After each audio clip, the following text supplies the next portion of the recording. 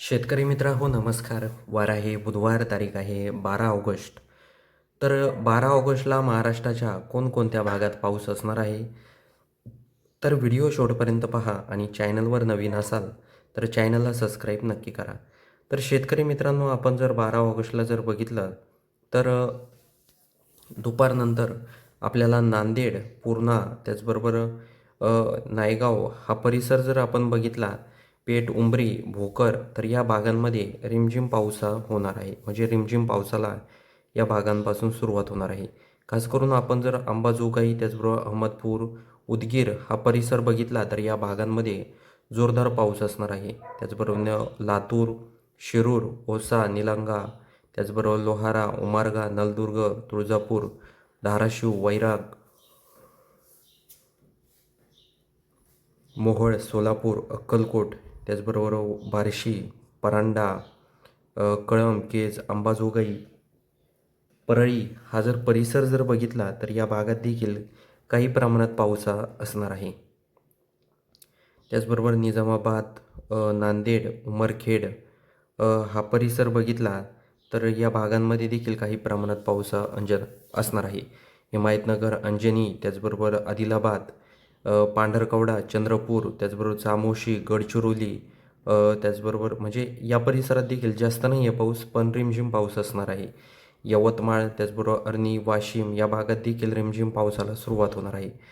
इथे बघूया आपण अजून चिखली वगैरे, अकोला या परिसरात काही वातावरणात आपल्याला बदल जाणवतोय का?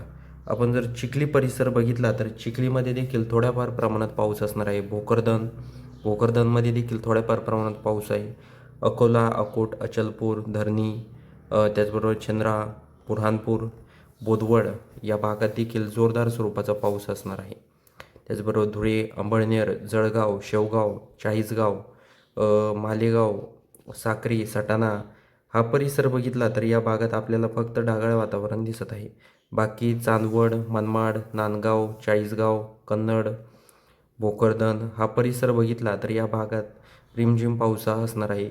त्याचबरोबर निफाड, त्याचबरोबर आवा, पेठ, त्याचबरोबर खंडाळा, घोटी, कुळगाव, बदलापूर, कर्जत, लोणावळा, पेण, अलिबाग, नागठाणे, मुरुड, जंजिरा, माणगाव, मंडणगड, हरिहरेश्वर, दापोली, खेड, दाभोळ, चिपळूण, त्याचबरोबर जयगड, संगमेश्वर, रत्नागिरी, लांजा, त्याचबरोबर राजपूर, विजयदुर्ग, देवगड, कणकवली, मालवण, सावंतवाडी, पणजी, मुळगाव हा परिसर बघितला तर या भागात देखील काही प्रमाणात पाऊस असणार आहे. कधी? बुधवारी 12 ऑगस्टला. तर इथे जर आपण ईश्वरपूर, तासगाव हा परिसर बघितला तर येथे आपल्याला 2च्या आसपास ईश्वरपूर, तासगाव, सांगली, कोल्हापूर, इचलकरंजी या भागांमध्ये रिमझिम पाऊस जाणवत आहे. जास्त नाही आहे पण रिमझिम पाऊस असणार आहे.